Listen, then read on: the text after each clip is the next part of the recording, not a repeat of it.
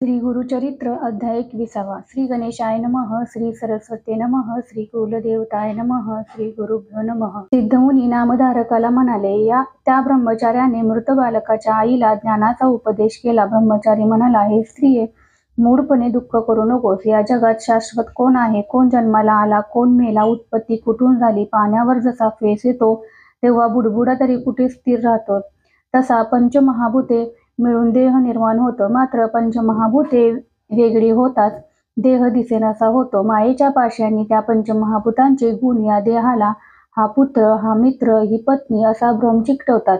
त्या भूतांपासून सत्व, रज व तम हे 3 गुण वेगळे होतात. तेव्हा त्यांची लक्षणे एकाग्र चित्ताने श्रवण करावी.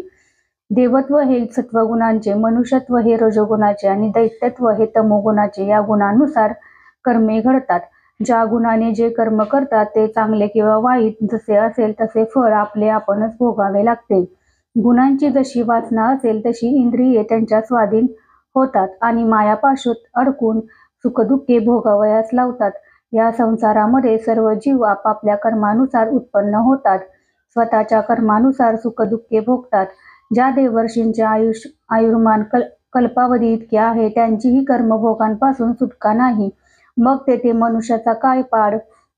मनुष्य देहाच्या अधीन असतो तर देह काळाच्या अधीन असतो. कर्म अनेक प्रकारचे असते, म्हणूनच सर्व देहधारी परस्वाधीनच असतात. जो देहधारी आहे तो अनेक विकारांनी ग्रस्त आहे. त्याच्या पाशी निर्धार करण्याइतकी देखील स्थिरता नाही. म्हणून ज्ञानवंताने जन्म झाल्याचा आनंद आणि मृत्यू झाल्याविषयीचा खेद मानू नये. गर्भसंभव झाला की काय होते? त्यास काय आकार आहे? अव्यक्त असूनही तेथे व्यक्तता येते. जे नंतर लागलीच अव्यक्तही होते. पाण्यावर बुडबुडे दिसतात ते लगेचच फुटतात देखील. देह सुद्धा असाच नाशवंत असतो. जरी गर्भसंभव झाला तरी तसे त्याचे भोग देहाला भोगावे लागतात. कुणी लहानपणीच दगावतं तर कुणी म्हातारपणी मरतात.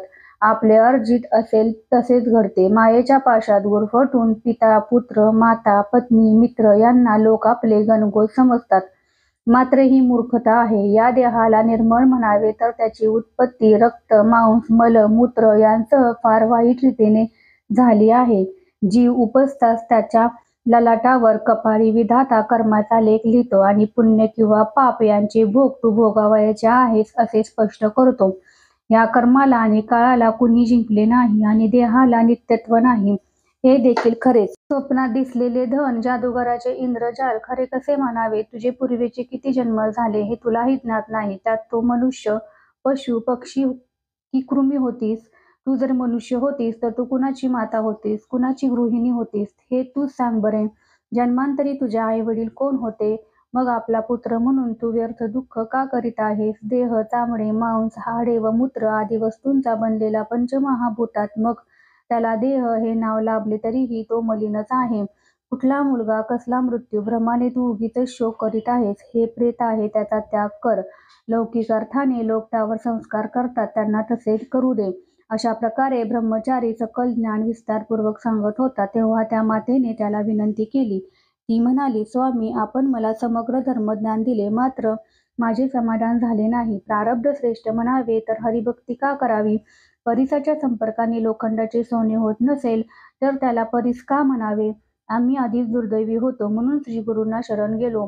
मुलगा मरणार नाही असे अभयवचन त्यांनी दिले म्हणून आम्ही त्यांच्यावर श्रद्धा ठेवली. एखाद्याला ताप आला तर लोक वैद्याच्या घरी धावतात. तो औषध देतो, उपाय करतो आणि रोग नाहीसा होतो. कुणी श्रीगुरूंच्या आश्रयास आले तर तेही त्याच्या मायेने मदत करतात आणि आलेले संकट दूर करतात. श्री नृसिंह सरस्वती हे त्रयमूर्तींचे अवतार आहेत. त्यांनी दिलेला वर खोटा कसा होईल ते सांगावे. मी त्यांची आराधना केली तेव्हा त्यांनी हा वर दिला. त्यावर भरवसा ठेवून आम्ही स्वस्थचित्त होतो. आम्ही असा विश्वास ठेवला असता त्यांनी हा प्रसंग का निर्माण होऊ द्यावा? तेव्हा मी प्राणत्याग नक्की करेन आणि माझा देह श्रीगुरु चरणांवर अर्पण करेन. त्यांची कीर्ती सर्वत्र पसरो. तिचे बोलणे आणि तिच्या मनातला भाव जाणून तो ब्रह्मचारी म्हणाला, आता तू एक उपाय कर. तुझा मुलगा पूर्णायुषी होईल असा विश्वास तू श्रीगुरूंवर ठेवला होतास, मात्र त्याचा मृत्यू झाला आहे. तर तू त्याला घेऊन श्रीगुरूंच्या त्याच स्थानी जा. तुला जेथे वर मिळाला तेथेच तू या मुलाचे प्रेत ठेव. पंचगंगा आणि कृष्णा तीरावरील औदुंबर वृक्षाच्या तळाशी जा. त्याचे मत पटल्यामुळे त्या स्त्रीने मुलाचे प्रेत पोटाशी घट्ट बांधून औदुंबर क्षेत्रास प्रयाण केले. जेथे गुरु पादुका होत्या तेथे जाऊन तिने आपले डोके आपटले. तेव्हा पादुका रक्ताने भरल्या. ती स्त्री आक्रोश करू लागली. पुत्रशोक हा सर्व दुःखाहून असह्य असतो. तोच माता पित्यास मृत्यू आणण्यास कारण ठरणारा क्षयरोग असतो. ती रडत होती. तो रात्र झाला. ब्राह्मण मंडळी तिला कशाला व्यर्थ रडतेस असे म्हणत तिच्याजवळ प्रेत मागू लागले. अगं कर्कशे, या अरण्यात अन्य कुणाची वर्दळ नाही, कुणी माणूस नाही, इथे कसे राहायचे? तेव्हा आता हे प्रेत जाळू दे असे ते म्हणू लागले. पण ती काही केल्या प्रेत देईना. याला माझ्यासह जाळा असे म्हणून ती प्रेत पोटावर बांधून तिने पादुकांवर लोळण घेतली. तेव्हा ब्राह्मण आपसात म्हणू लागले, आपण येथे राहू नये. हे रान आहे. इथे राहिलो तर चोरांची भीती. तेव्हा आपण घरी जाऊ. आजचा दिवस उपास घडला. आता स्नान करून जाऊ आणि सकाळी येऊन दहन करू. आज रात्री त्या प्रेताला दुर्गंधी येऊ लागेल. मग ती कर्कश आपसुकच ते प्रेत दहन करण्यासाठी देईल. असे म्हणून ते सर्वजण निघून गेले. ती स्त्री आणि तिचा पती प्रेतासह त्या रात्री शोक करीत तेथेच राहिले. हे शोकाकुल उभयता 2 दिवस झोपले नव्हते. 3 प्रहर रात्र झाले तेव्हा त्या स्त्रीला झोप आली. तेव्हा तिने स्वप्नात भस्मलेपन केलेला, व्याघ्रचर्म परिधान केलेला आणि गळ्यात रुद्राक्षांच्या माळा घातलेला एक जटाधारी पाहिला. हातात योगदंड त्रिशूळ घेतलेला तो तामसी औदुंबर क्षेत्री येऊन म्हणाला, आमच्यावर ओरडून शोक का करतेस? तुझ्या मुलाला काय झाले? आपण त्यावर उपाय करूया. असे म्हणून भक्तवत्सल श्रीगुरूंनी अभय दिले. त्याने त्या प्रेताच्या सर्वांगाला भस्म लावले आणि मुलाचे तोंड उघड, मी त्याच्या शरीरात प्राणवायू भरतो असे तो म्हणाला. प्राण म्हणजे वायू आहे आणि तो बाहेर निघून गेला आहे. त्यास मी पुन्हा आणून घालतो. मग तुझा पुत्र जिवंत होईल. इतके स्वप्न होत आहे. तोच ती स्त्री घाबरली आणि जागी झाली. मुलाच्या प्रेताजवळ असताना झोप कशी लागली असा विचार ती करू लागली. जे मनात असते ते झोपेतील स्वप्नात दिसते. कसले देव, कसले नृसिंह स्वामी, मला भ्रम झाला असावा. दुसरे काय, माझे प्रारब्ध असेच आहे. देवाला अज्ञपणे मूर्ख बोल का लावावा? श्रीगुरूंना तरी दोष का द्यावा? असा विचार ती करत असतानाच प्रेतामध्ये चैतन्य आले. सर्वांगात उष्णता आली. मर्मस्थानी जीव आला. तिला वाटले, प्रेताला हे काय झाले? यात भूताचा संचार झाला नाही ना? तिला भय वाटले. तिने ते मूल दूर सारले. सर्व अवयवात चेतना झाल्यामुळे बाळ उठून बसले आणि तिला म्हणाले, आई, भूक लागली, मला खायला दे. तो बालक रडत रडत आईला बिलगला. तिने त्याला दूध पाजण्यासाठी पदराखाली घेतले. तशी झरझर दूध येऊ लागले. तिच्या मनात प्रथम संतोष, मग भय आणि नंतर संदेह वृत्ती जाग्या झाला. तेव्हा ती मुलाला कडेवर घेऊन पतीजवळ गेली. तिने त्याला जागे केले आणि घडलेली सर्व घटना सांगितली. यावर पती म्हणाला, हे श्रीगुरूंचेच चरित्र आहे.